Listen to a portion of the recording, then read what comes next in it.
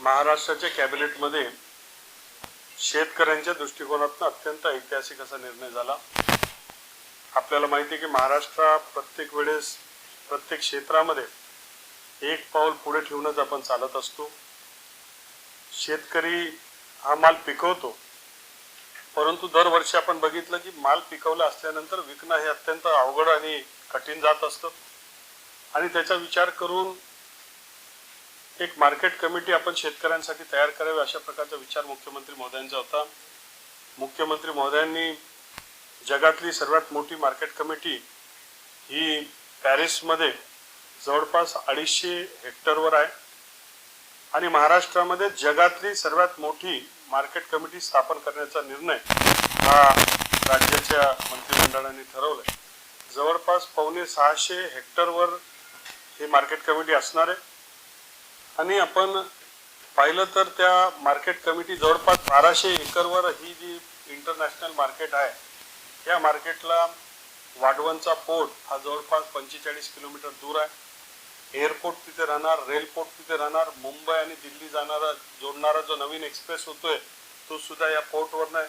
समृद्धी हायवेला जोडणारा या जागेला जुळतोय आणि म्हणून या मार्केट कमिटीमध्ये मल्टीमोडल लॉजिस्टिक्स हब राहील। त्याचबरोबर एक इंटिग्रेटेड मार्केटच्या माध्यमातून आलेला माल याला grading, packaging, washing, processing, primary processing, secondary processing, tertiary processing अशी सारी व्यवस्था असेल। इथे flower market, vegetable market, commodity market, fruit market, fish market, meat market ही सारी व्यवस्था इथे असणार। कोल्ड स्टोरेजचा अगदी -डिग्री पासून तर वेअरहाऊसिंग पर्यंत ही सारी व्यवस्था इथे असणार आणि अत्यंत क्रांतिकारक हा ऐतिहासिक निर्णय या माध्यमातून ही जेव्हा मार्केट कमिटी तयार होईल तर केवळ भारतामध्ये नाही तर जगभरामध्ये आपला माल हा आपल्याला पोहोचवता येणार। आपल्याला माहिती आहे की ही जी काय वॉर लाईक सिच्युएशन सातत्याने होत असते आणि या माध्यमातून खाडी देशांमध्ये सातत्याने अनिश्चिततेचं वातावरण तिथे तयार होतं, म्हणून त्यांनी एक फूड सेफ्टीसाठी त्यांनी महाराष्ट्र सरकार आणि भारत सरकार बरोबर एक करार केलेला आहे। काही $1 बिलियन तो करार आहे आणि म्हणून आपल्या या वाढवण बंदरच्या समोर 2.5 दिवसामध्ये 2.25 ते 2.5 दिवसामध्ये सगळा माल हा अबुधाबीच्या मार्केटला पोहोचू शकतो आणि तिथून मिडल ईस्टमध्ये जाईल आणि या माध्यमात एक फार मोठं द्वार हे आपल्या शेतकऱ्यांच्या मालाला खुलं होईल।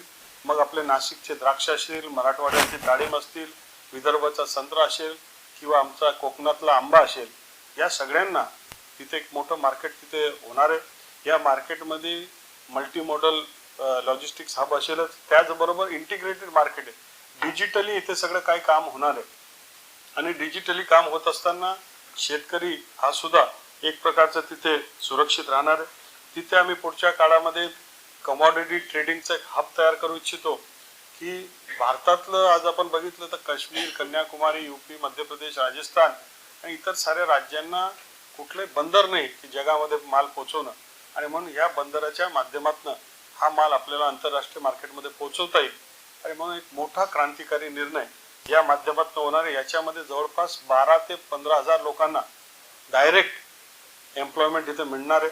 जवळपास 10 ते 15 हजार ट्रका इथे दररोज खाली येणं जाणं तिथे होईल आणि या माध्यमातून जवळपास पुढच्या काळामध्ये $10 बिलियन ची अर्थव्यवस्था असणार आहे। ही मार्केट कमिटी असणार आहे। व्हॅल्यू ॲडेड प्रोडक्ट, त्याच्यामध्ये व्हॅल्युएबल प्रोडक्ट, ड्राय फ्रूट पासून या सगळ्या गोष्टी राहतील। आमचा प्रयत्न आहे की पुढच्या काळामध्ये कमॉडिटी एक्सचेंज हब सुद्धा इथे स्थापन करावं आणि या माध्यमातून जगातलं कमॉडिटी ट्रेडिंग हे भारतामध्ये, महाराष्ट्रामध्ये यावं।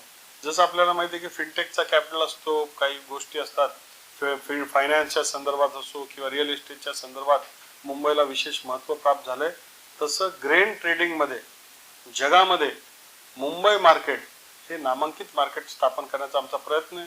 उद्या आफ्रिकापासून तर इंडोनेशियाला विकायचं, कुठूनही कुठे विकायचं असेल तर ह्या आपल्या इंटरनॅशनल कमोडिटी मार्केटच्या माध्यमातून जाईल आणि त्याचा एक्सचेंज व्हॅल्यू सुद्धा आपल्याला मिळू शकेल। अत्यंत ऐतिहासिक असा निर्णय इंटिग्रेटेड इंटरनॅशनल मार्केट ही स्थापन करण्याचा आपला त्याच्या माध्यमातून प्रयत्न